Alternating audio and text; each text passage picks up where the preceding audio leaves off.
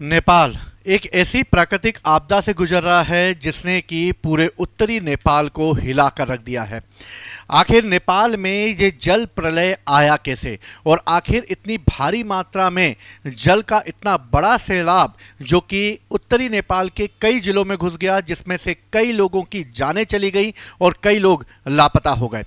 नेपाल में इस तरीके के आने का जो जल प्रलय का कारण है उसे कई लोगों ने अपने अपने तरीके से बताने का प्रयास किया है। किसी का कहना है कि ये भूकंप की वजह से हुआ और इस तरीके से नेपाल और तिब्बत की सीमा पर एक 5.2 रिएक्टर का भूकंप आया जिसने कि नदियों में हलचल पैदा कर दी, जिसकी वजह से पानी का सैलाब पहाड़ों पर से नीचे की ओर उतरा और उसने कई जगह को तबाह कर दिया।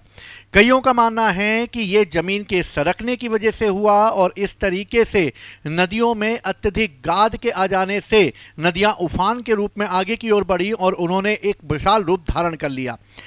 कुछ सर्वे ये कहते हैं कि ग्लेशियर के पिघलने से नदियों के पानी के स्तर में बढ़ोतरी हो गई और स्तर बढ़ जाने की वजह से लेंडे नदी जो है वो उफान पर आ गई, जिसने भोटकोशी नदी को भी आगे प्रभावित कर दिया। लेकिन कुछ रिसर्च ये कहते हैं कि तिब्बत में चाइना के द्वारा जो इंफ्रास्ट्रक्चर डेवलप किया जा रहा है, जो डैम बनाए जा रहे हैं, जिसकी वजह से ग्लोबल वार्मिंग और टेम्परेचर बढ़ रहा है, उसी का खामियाजा आज नेपाल को उठाना पड़ा। चीन के द्वारा की जाने वाली इस तरीके की हरकत से क्या नेपाल को इससे खतरा उत्पन्न हुआ और नेपाल में इस तरीके का जल प्रलय उत्पन्न हो गया। भारत इस तरीके के जल प्रलय से किस तरह से प्रभावित होगा और क्या वो कर रहा है नेपाल के लिए, इन सब चीज़ों पर आज हम लोग बातें करेंगे और जानने का प्रयास करेंगे कि आखिर नेपाल में आने वाले इस जल प्रलय का कारण क्या है। तो चलिए चालू करते हैं हम लोग। नेपाल में आखिर ये बाढ़ क्यों आई और इसके लिए क्या क्या थ्योरी लोगों के द्वारा दी गई है, क्या सर्वे इसके लिए आए हैं और इसके तहत नेपाल में क्या चीन का इंपैक्ट पड़ा है जिसका खामियाजा नेपाल को भुगतना पड़ा है। यूनाइटेड स्टेट के जियोलॉजिकल सर्वे ने इस बाढ़ की वजह को बताने का प्रयास किया और उसने ये बताया कि नेपाल में बुधवार की सुबह पर जो अचानक ये बाढ़ आई है, जो फ्लैश फ्लड आया है, इसकी वजह भूकंप नहीं है बल्कि इसकी वजह है जमीन का खिसकना यानी लैंडस्लाइडिंग है। लैंडस्लाइडिंग जो हुई वो बेसिकली ग्लेशियर के ढहने और मलबे के बहाव की घटना की वजह से हुई और लगभग 8:37 काठमांडू के उत्तर में नेपाल और चीन की सीमा पर 5.2 तीव्रता का एक भूकंप आ गया और इसी भूकंप के आने की वजह से जमीन सरक गई और जमीन के सरकने की वजह से जो है इसने एक बाढ़ का रूप धारण कर लिया। प्लेनेट लैब्स की सैटेलाइट तस्वीरों की स्टडी ये बताती है कि इस समय नेपाल चीन के रसुवागढ़ी बॉर्डर पर जो क्रॉसिंग के लगभग 20 किलोमीटर दूर यानी कि 12 मील के उत्तर पूर्व में लेंडे नदी में बर्फ और चट्टानों के खिसकने से मलबे वाली बाढ़ आ गई जिसने उत्तरी नेपाल को पूरी तरीके से प्रभावित कर दिया। नदी भोटेकोशी की एक सहायक नदी है जो कि चीन से नेपाल की ओर बहती है और फिर भोटेकोशी नदी आगे जाकर त्रिशूली नदी में मिलती है और त्रिशूली नदी आगे चलकर मध्य नेपाल से होती हुई ये आगे गंडक नदी में आकर मिल जाती है, यानी कि भारत में भी इसका इम्पैक्ट पड़ सकता है। इस के अचानक आ जाने की वजह से लगभग 160 लोगों की मौत हो चुकी है जिनका आंकड़ा अभी और बढ़ सकता है और 403 पर्यटक अभी लापता हैं जिसमें 341 विदेशी पर्यटक भी शामिल हैं। तो नेपाल जैसे एक सुंदर देश को इस त्रासदी को झेलना पड़ा जिसकी वजह से वहां पर कई लोग लापता हो गए और इस विनाशकारी बाढ़ के आने का जो कारण है वो समझने का हम लोग प्रयास करते हैं कि आखिर ये फ्लैश फ्लड आया क्यों। तो इसके लिए दो चीजें हैं, एक है ग्लेशियर कोलैप्स यानी ग्लेशियर का ढहना और दूसरा है बर्फ का भूस्खलन यानी कि आइस एवलांच। बेसिकली ये क्या है, ग्लेशियर का टूटना अगर हम बात करें तो इस समय ग्लेशियर टूटा होगा। ग्लेशियर अगर टूटा है तो यह नेपाल तिब्बत की सीमा पर स्थित ग्लेशियर के बर्फ के पिघलने से और चट्टानों के टूटने से अचानक निचली घाटी में प्रेशर जनरेट हुआ जिसकी वजह से जो नदी थी उसका मार्ग अवरुद्ध हो गया और इस नदी में भारी मलबा और हिमस्खलन हो जाने से स्थानीय नदी लेंडेखोला भोटेकोशी, जिसे त्रिशूली नदी भी कहते हैं, उसका प्रभाव अस्थायी रूप से रुक गया, जिससे पानी का अचानक भारी दबाव उत्पन्न हुआ और एक तेज सैलाब ने इसका रूप धारण कर लिया। बर्फ के पिघलने से ग्लेशियर लेक बनती है और इन्हीं ग्लेशियर लेक में अगर मात्रा बढ़ जाए तो ये वहां से निकलने वाली नदियों में एक दबाव उत्पन्न कर देती हैं, जिससे कि बाढ़ के आने की संभावना हो जाती है। भूकंपीय हलचल भी इसका कारण हो सकता है और अमेरिकन एजेंसी का यह कहना है कि ग्लेशियर के इस भारी भरकम होने से जो है 5.2 की तीव्रता का एक सिस्मोसिक सिग्नल कंपन पैदा हुआ, यानी ग्लेशियर जब टूटा तो भूकंप की स्थिति आ गई और एक कंपन पैदा हो गया, और इसी कंपन के होने की वजह से जो है ग्लेशियर के टूटने की वजह से ये सैलाब आया है।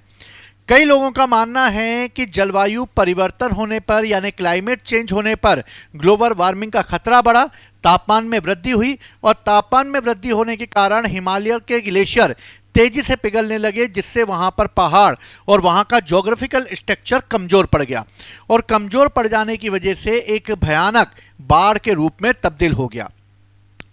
इस पूरे स्ट्रक्चर को समझने के लिए हम इसे जानने का प्रयास करते हैं कि आखिर यह हुआ कैसे। भोटेकोशी और त्रिशूली नदी में बाढ़ आने के 5 बड़े कारण बताए गए हैं।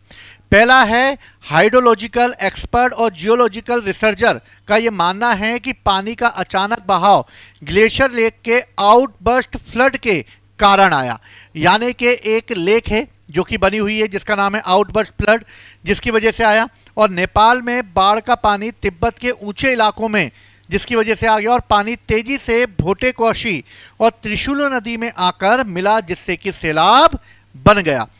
अब तिब्बत में भारी बर्फबारी और भूकंप के कारण झीलों का निर्माण हुआ होगा, जो संभवतः पहले हुआ था। और एक और थ्योरी सामने आई है, वो है परमाफ्रॉस्ट की थ्योरी। इसका मतलब है कि मलबे का बहाव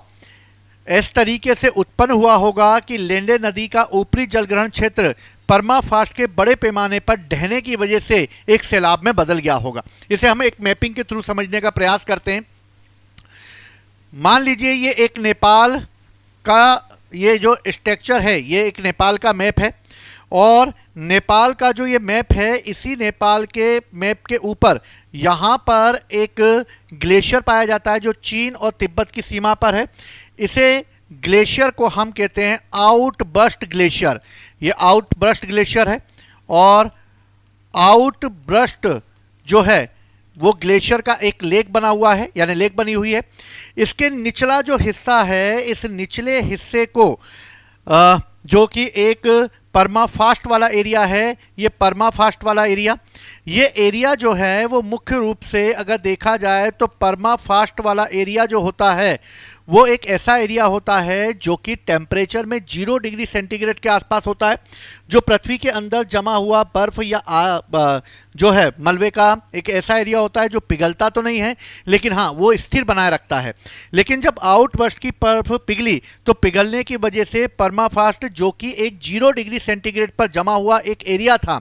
उसी एरिया में एक जोरदार हलचल पैदा हुई और हलचल के पैदा हो जाने के कारण हुआ ये कि यहाँ से जो चीन और तिब्बत की सीमा से जो एक नदी बहकर आती थी, उस नदी का नाम था लेंडे नदी। और लेंडे नदी में ये प्रेशर जनरेट हुआ, लेंडे नदी में जल का सैलाब आया और यहाँ के कई जिलों को उसने प्रभावित कर दिया। लेकिन ये नदी आगे चलकर एक और नदी में मिलती है जिसको कहते हैं भोटेकोशी नदी, और भोटेकोशी नदी में आकर मिलती है। लेकिन भोटेकोशी नदी भी आगे चलकर एक और नदी में आकर मिलती है जिसको कहते हैं त्रिशूली नदी, और इसी वजह से मिडिल नेपाल तक इसका इंपैक्ट देखा गया। अब ये त्रिशूली नदी आगे बढ़ती है और आगे बढ़कर ये भारत के अंदर इंटर होती है। यही त्रिशूली नदी जब आगे बहती है तो ये जाकर एक नदी में मिलती है जिसको कहा जाता है नारायणी नदी कहा जाता है। और मुख्य रूप से नारायणी नदी जब यहाँ पर भारत में इंटर करती है तभी इसे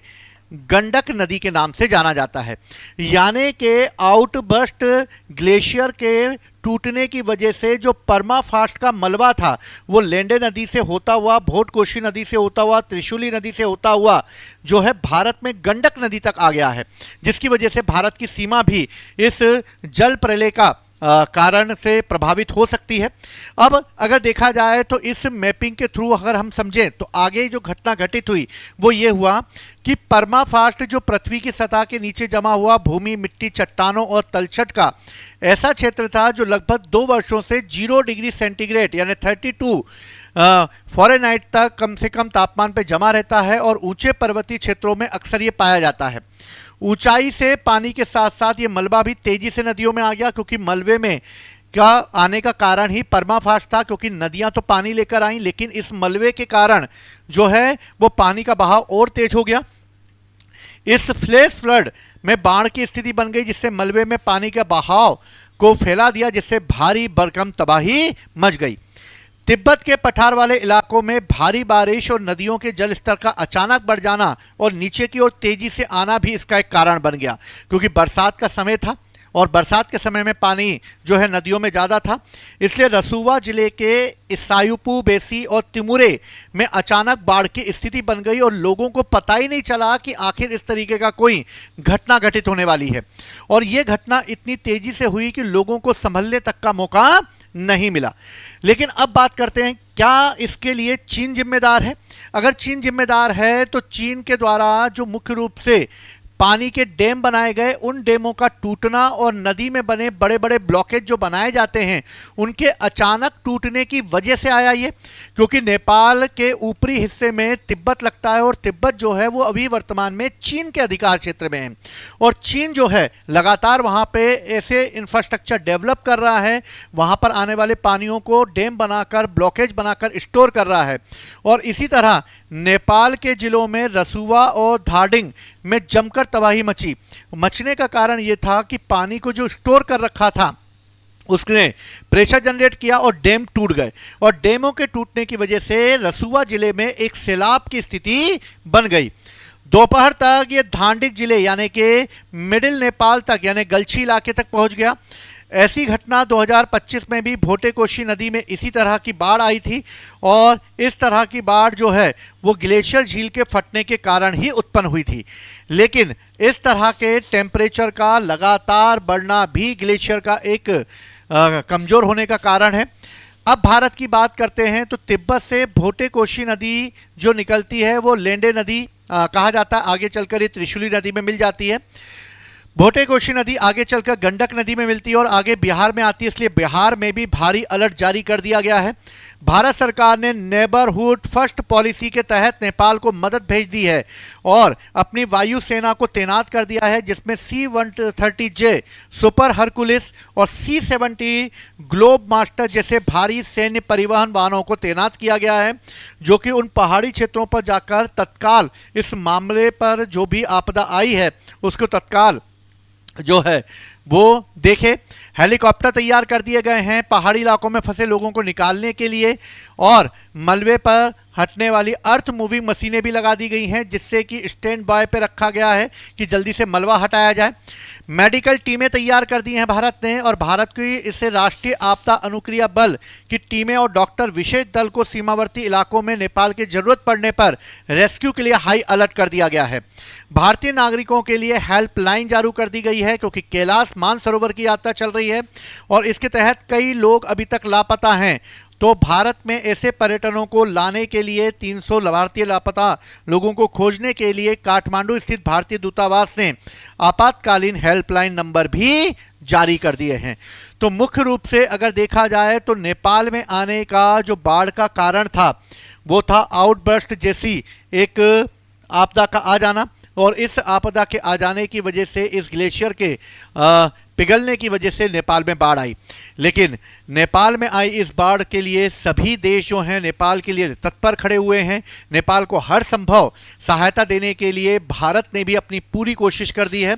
जल्दी ही नेपाल इस बाढ़ की स्थिति से उबर जाएगा और इसमें जो भी जन हानि हुई है उसके लिए मेरी संवेदनाएं हैं उनके साथ और उनके परिवार के साथ और जल्द ही इस प्राकृतिक आपदा से नेपाल अपने आप को अच्छी कंडीशन में ले आएगा। जय हिंद, जय भारत।